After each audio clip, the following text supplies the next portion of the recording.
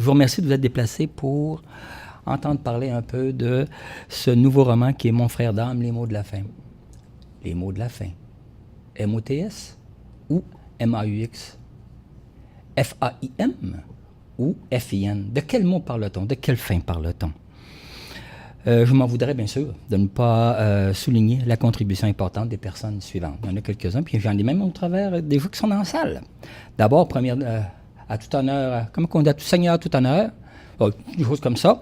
Robert Paquette, monsieur ici, qui a fait partie de mon comité de lecture. Il est dur, mais c'est pas grave, je l'aime quand même, je l'aime pareil. Sylvain Patrice, un autre genre de lecteur. Lui, c'est le père de la gang. OK? Sarah Edéry, qui a travaillé, qui est une Québécoise.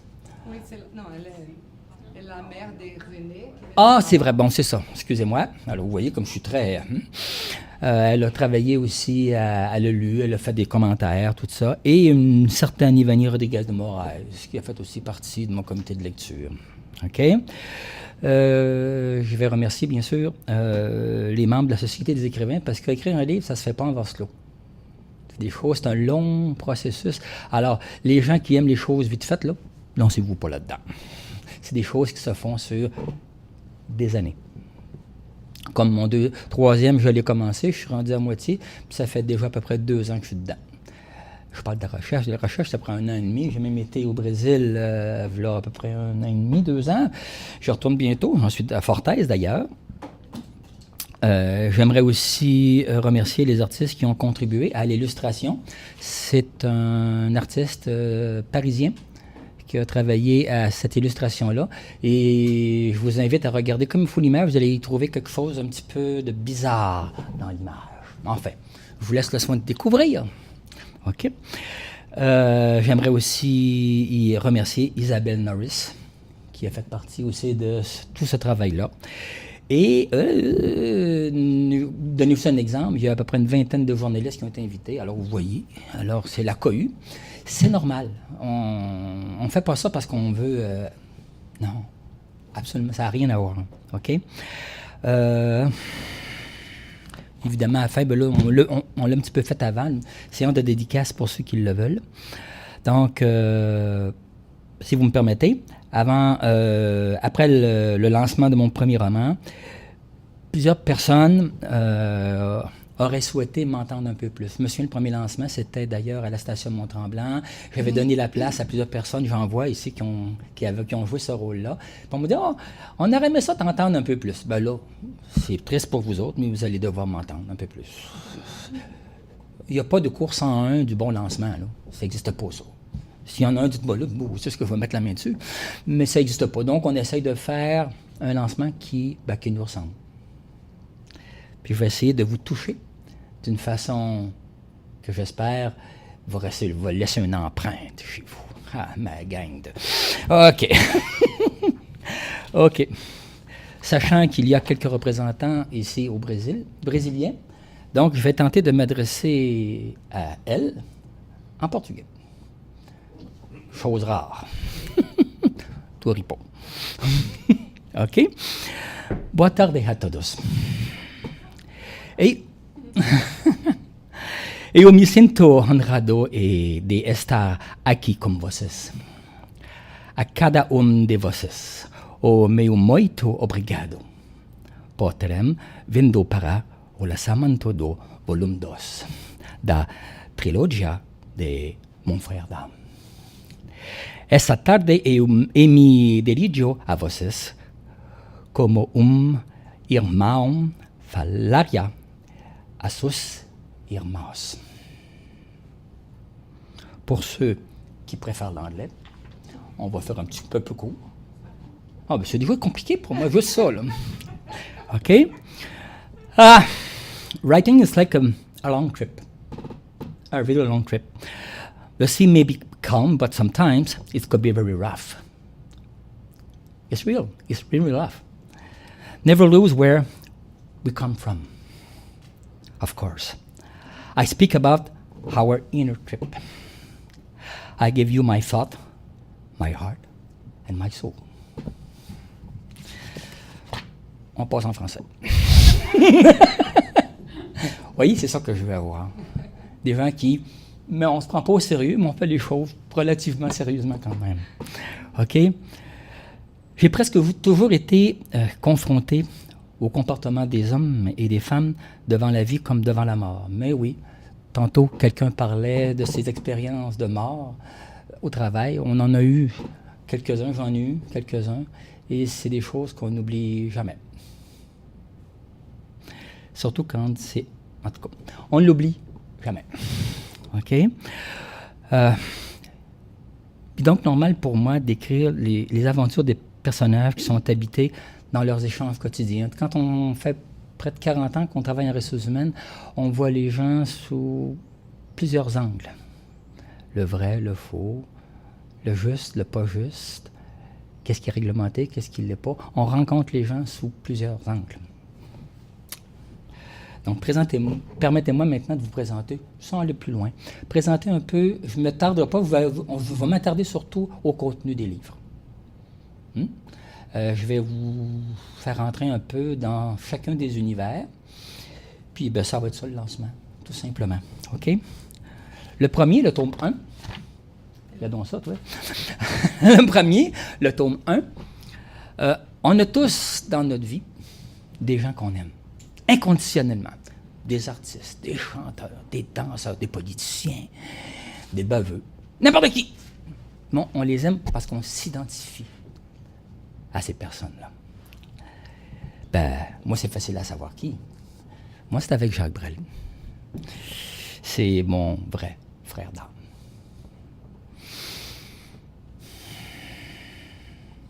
OK. Souhaitant partir avec sa petite amie, Claude, j'en ai parlé tantôt, Claude part seul vers Bruxelles sur les traces de Jacques Brel. Ils voulaient partir ensemble, mais ça ne se réalise pas, bien sûr. Un soir, il sera le seul témoin du vol de Mannequin Peace. Pour ceux qui ne savent pas c'est quoi le Mannequin Peace, le Mannequin Peace c'est une statuette, à peu près, ça doit, mais qui a la même valeur. Si on était au Québec, je vous dirais, l'équivalent, c'est le cœur du frère André. Hey, le cœur du frère André a été volé. Et on l'a retrouvé. La statuette a été volée à 3 reprises. La 4e, c'est dans ce livre-là. OK? Donc, mon petit Québécois, cœur triste, un peu morose, qui s'ennuie de sa belle Sue, restée au Québec pour des raisons d'ailleurs pas tellement claires, va être témoin, et le seul témoin, du vol du Mannequin Peace. Accompagné d'un ex-policier et à la fois propriétaire de l'hôtel où il habite pendant ses vacances, il aura un chassé-croisé avec la police. Ben oui, le policier, là où il habite, qui est maintenant l'hôtelier, va finir par comprendre que l'individu qui parle à la télévision, c'est son gars, le personnage qui vient du Québec, qui est le seul témoin.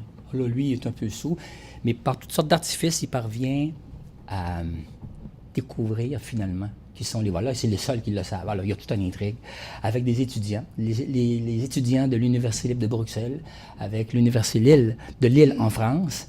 Alors, on est en plein bizutage. Si vous voulez, c'est des orientations. Tu sais, quand les jeunes arrivent, là, de la première année, là, on s'amuse un peu avec eux autres. Bon, là, on rentre dans ce contexte-là.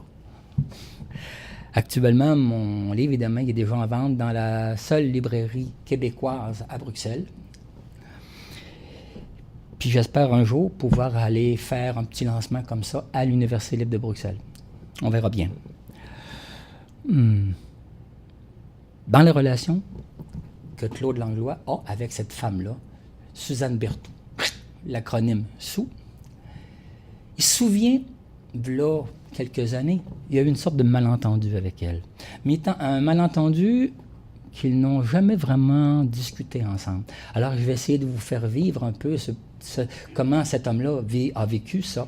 C'est le soir. Il a rencontré une belle femme, d'ailleurs, en passant. Elle dansait sur une musique de Jacques Brel, alors quoi d'autre? Et il l'invite à son petit appartement, dans l'hôtel. Oh, parce qu'il veut lui faire entendre des chansons d'un chanteur québécois. Et puis, pendant que la musique joue, lui, il est accoudé sur le bord de la fenêtre et il regarde en bas, parce qu'il pleut toujours à Bruxelles. OK?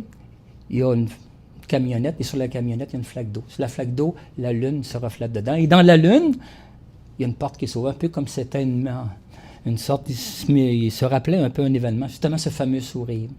Et ce que je vais vous dire, je vais vous dire, c'est le premier texte de tout que j'ai écrit.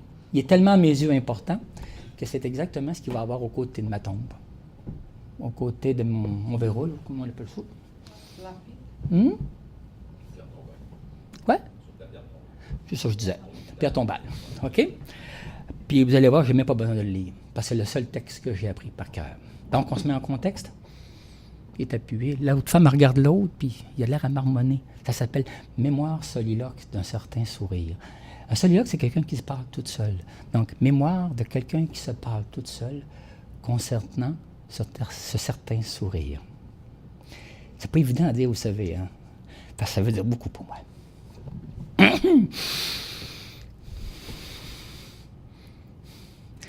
Riez, pleurez, chantez, vous, chères et tendres fleurs, qui habitez mes chimères bleues. Allez vous enquérir vers d'autres rivages, le souffle court de l'été, et l'ombrageux sourire du vent qui m'éloigne de vous. Allez-vous-en, oh, vous belles extravagances, vers je ne sais trop quelle désespérance. Mon cœur, malgré sa prestance, portant lui vos absences. Que court le spasme d'un instant, les effluves sauvages de vos lointaines indécences. Vaille que vaille, mon corps en sang. Vierge ou mutilée, mes chimères entre parenthèses. Vierge et mutilée. De jour comme de nuit, entre marées, il ne restera toujours sur la plage ensablée qu'un petit scarabée. Et voilà, on rentre tranquillement dans mon univers, qui est celui de l'imagerie qui tourne, pas toujours, mais particulièrement dans ce roman-là, autour d'une femme. Il faut croire que les femmes, je ne les comprends pas encore, pour essayer pour tant écrire sur elles. Mais enfin, ça aussi, c'est une autre histoire. Alors, on va aller vers le tome 2.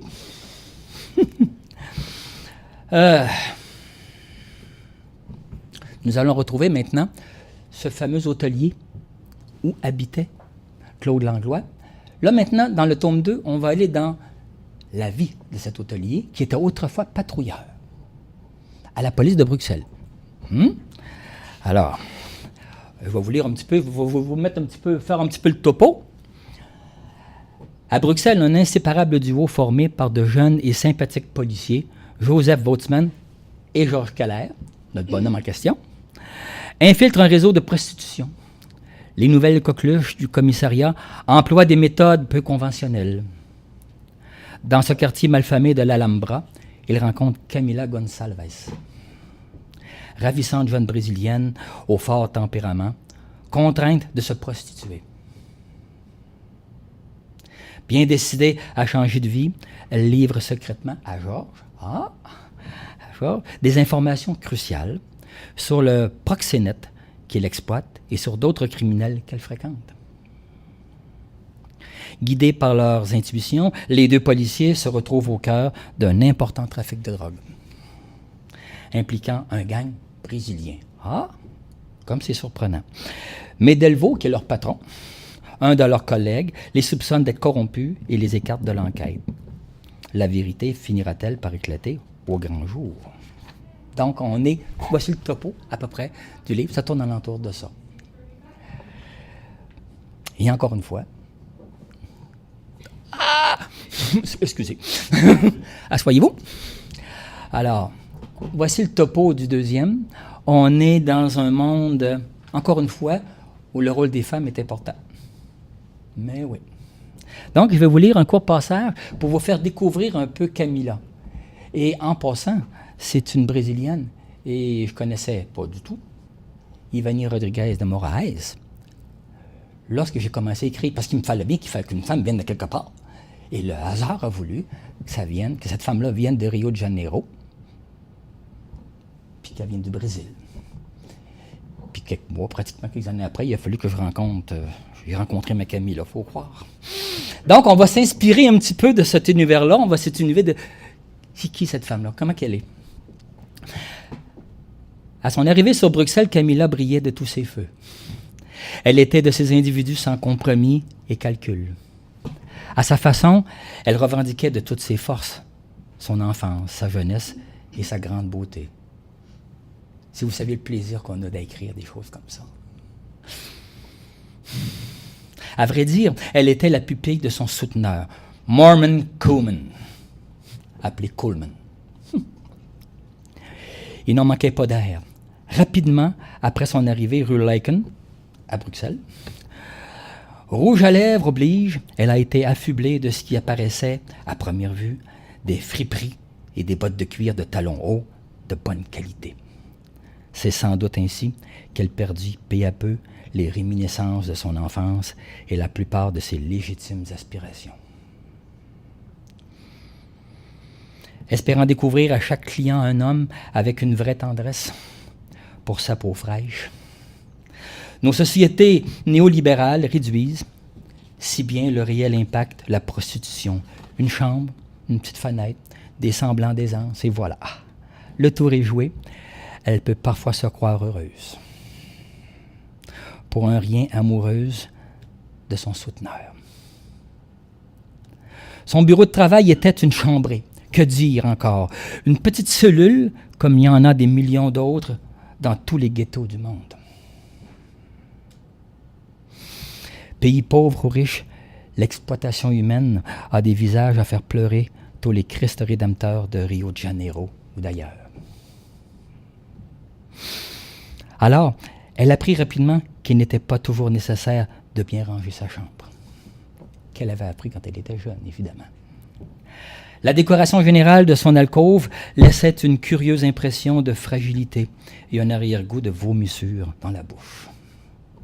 L'enceinte avait beau cacher cette odeur fétide de viol consentant à répétition, rien n'y pouvait rien. Elle avait beau constater que la ville, au travers de sa petite fenêtre, était grande, rien ne pouvait lui faire oublier la tranquillité de sa maison à Rio de Janeiro, lorsqu'elle était plus jeune.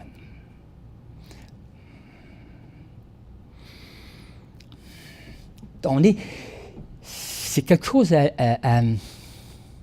lire, c'est autre chose encore de l'écrire.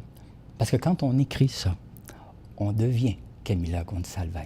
Quand on parle de Claude Langlois, on devient Claude Langlois. Et mon troisième, je dois vous avouer qu'il y a des périodes où c'est assez difficile à vivre parce que ça bouge pas mal dans mon troisième. Là. Enfin, on va changer un petit peu de contenu. Si vous me le permettez, j'aimerais inviter une personne pour vous lire un court passage de ce deuxième roman.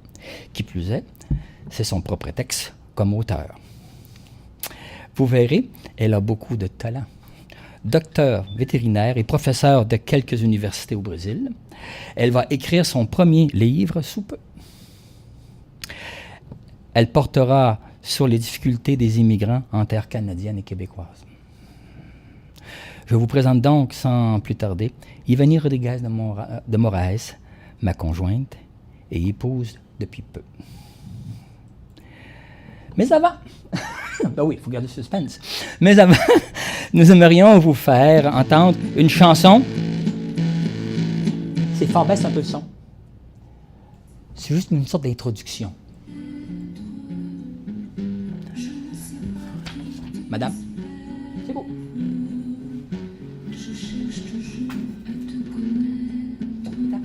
Le taxi.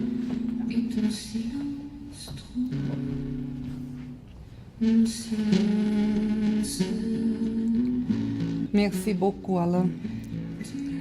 Cette chanson, elle touche beaucoup tout le monde et à moi spécialement, parce que c'est une chanson que j'ai appris quand j'avais peut-être 10 ans, 12 ans, en piano.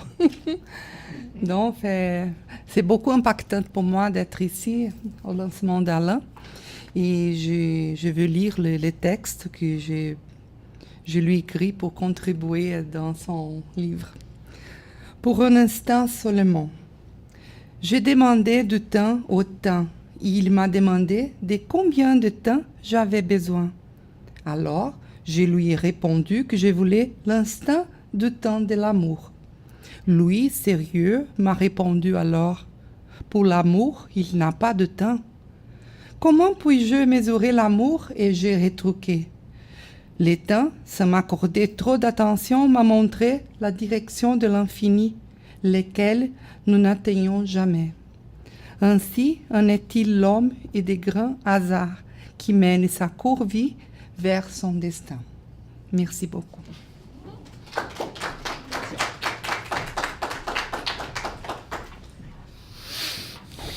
C'est difficile de ne pas aimer une femme comme ça. Enfin, le temps de l'amour, mon doux Seigneur. Je vais commencer par une image simple que j'espère vous allez vous souvenir. Regardez bien le geste que je vais faire. La vie est courte, mais on est mort tellement longtemps. Souvenez-vous toujours de ça.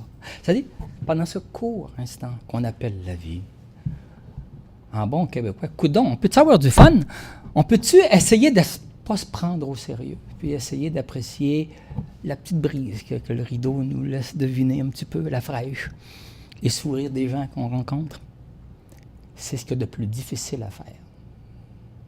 Un peu, vous connaissez. Donc, le temps de l'amour. Celui qui est la mesure de tout pour chacun de nous. Il est le maître du jeu, le temps. Celui qui passe trop lentement à certaines époques et que l'on souhaiterait ralentir à d'autres moments. Puis, il y a l'amour que l'on dit heureux. Il y a l'amour patience. Il y a celui que l'on donnerait à tout le monde afin de négocier un peu d'attention, fût-il pour le diable. Il y a l'amour que l'on transporte avec soi sans savoir où il va nous mener.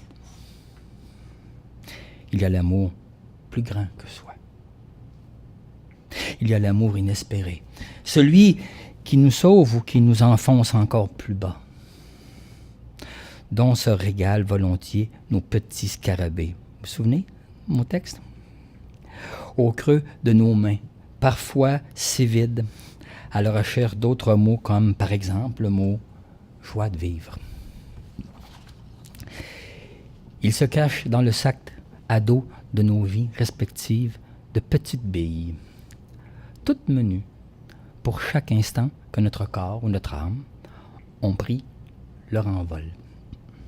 Pour certains ou certaines, le temps de l'amour entraîne avec lui les mots qui donnent désespérément faim. C'est ça. Vous avez deviné. Je parle ici des mots d'une femme partie de son Brésil natal pour vendre au premier badaud sa chair et son âme pour quelques euros. Il est parfois possible de changer les sacs à malice que nous portons sur nos épaules, notre vie durant, pour les remplacer au hasard de nos vies. Les mots de la fin peuvent, sans le rechercher, rapprocher des êtres si différents, venus l'un comme l'autre du bout du monde. C'est ça. Ainsi que Camila Gonçalves découvrira au hasard de sa vie des êtres ensoleillés, non pas par la dorure de leurs vêtements, mais par l'incandescence imparable qui se cache au fond de leurs yeux. Ces personnes auront pour Camila dans leurs yeux comme de toutes petites billes fragiles qui leur procureront bien des mots. Alors voilà, le tome 2 est un univers très dur, où va se côtoyer la fragilité de la vie, la fragilité d'une jeune femme, pas vieille. Elle a 18 ans, 17 ans à peu près, 20 maximum. Elle est au début de sa vie. On ne peut pas, je pense qu'on peut difficilement avoir des vies plus dures que ça. Je vais très rapidement passer au tome 3, qui s'en vient, sur lequel je travaille depuis un petit bout de temps déjà, et qui va, je l'espère, être probablement mon meilleur roman. Enfin, il va être déjà les gens de Cascavel, qui est là où ça se passe, c'est en plein Brésil, au sud-ouest de Cascavel, dans la province de Paraná. C'est le mot province que je cherchais. Dans la province du Paraná. Et ben oui, ils sont prêts. Hey, un auteur québécois qui vient écrire sur leur ville. Fantastique. On a déjà fait la première page du journal là-bas et ils nous attendent. C'est là-bas que va se faire le lancement, pas ailleurs. Donc, un passage du tome 3, il semble un court passage, mais comme pour se mettre en appétit. Et là, je suis un peu plus critique, par contre. Parce que j'ai mon regard de Canadien, de Québécois, sur ce merveilleux pays, et cette ville aussi, et ce genre de ville. Donc, on va parler de Rio de Janeiro, mais ça va se passer aussi à Cascavel. OK. Rio de Janeiro n'est plus la grande ville bouleversante que le Brésil s'enorgueillit d'offrir aux grands touristes internationaux. Les rues sont belles, les fleurs accrochent encore les amoureux, le sable est toujours aussi blanc et chaud. La ville lorgne invariablement vers l'Atlantique, avec cette forte sensation d'être au bout d'un monde fantastique. Là, comme ailleurs, l'argent tombe dans le fond des escarcelles, des moins nantis, avec les mêmes serviles remerciements. Des chasseurs qui ploient l'échine à la porte des grands hôtels. Je m'étais mis une petite note dans ce roman. Les personnages du deuxième vont aussi se retrouver dans le troisième. Mais ils vont vivre des choses pas mal. Comment on dit ça en français? C'est weird. Hein? On est in quand on dit ça. Excusez-moi, je suis un peu... Je parle contre les gens qui parlent anglais, mais enfin. Même si tous les richards de ce monde se targuent encore d'avoir pris un gros coup de soleil sur la plage de Copacabana par une journée sans pareille, les cariocas vous diront avec des mots si à nauser le vide qui court dans leurs rues. Comme partout au travers le monde, les capitales, ou du moins la ville, les villes importantes, font miroiter leurs plus beaux atouts. Venise à ses gondoles, New York à sa folie des grandeurs, Paris, son élégance, Londres, son empire, et Montréal à ses nids de poules. Depuis la Deuxième Guerre mondiale, les pays les plus ambitieux sont devenus gonflables d'orgueil. Le mal des années d'après-guerre, qui aura la plus grande invention, qui sera capable de repousser la mort de quelques années, qui veut électrifier, on veut électrifier ces véhicules comme on branche son grille-pain. Tout semble être à notre portée. Et pourquoi? Et pourquoi pas? Un voyage dans l'espace pour un clown en mal de sensations. Nous avons presque envie de croire que la société des loisirs est à nos portes, tant attendue depuis les années 60. Oui, tout va se passer à Cascavel. Mais vous le sentez déjà, je suis très critique par rapport à... Pas vraiment juste au pays, mais disons par tout ce qui se passe dans ce pays-là. C'est un roman qui est très difficile à écrire. Pour la première fois, il va y avoir des morts. Une intrigue qui était... Madame, d'ailleurs, m'a aidé beaucoup. Elle est très bonne dans ça. OK? Et c'est ça. Je sais pas pour quelle raison que j'écris des romans qui sont durs. Je sais pas. La trilogie, je viens de vous la présenter. Vous avez les deux là, qui sont là. Le troisième, vous en avez déjà entendu parler un peu. Et je vais vous présenter le quatrième. Hein? Ben, c'est une part d'une trilogie. Mais non. Quatrième. Ah, quatrième, c'est parce qu'il ne fait pas partie de la trilogie. La quatrième, c'est quelque chose que ça fait 6 ans que je travaille dessus. Et c'est mon petit bébé à moi. Ça, c'est mon bébé à moi, mon vrai. Il va s'appeler Les Épines d'Ascoy. Ascoy, pour votre information, c'est le nom du bateau, ben oui, de Jacques Brel. Que voulez-vous? Jacques Brel a fait 1 fois et demie, pratiquement 2 fois le tour du monde avec son bateau, qui était beaucoup trop gros pour un seul homme. Et il a vécu des choses assez difficiles sur son bateau. On va y découvrir là-dedans que dans mon livre, les roses maintenant ont des épines d'Ascoy. Vous allez découvrir comment tout ça peut se développer.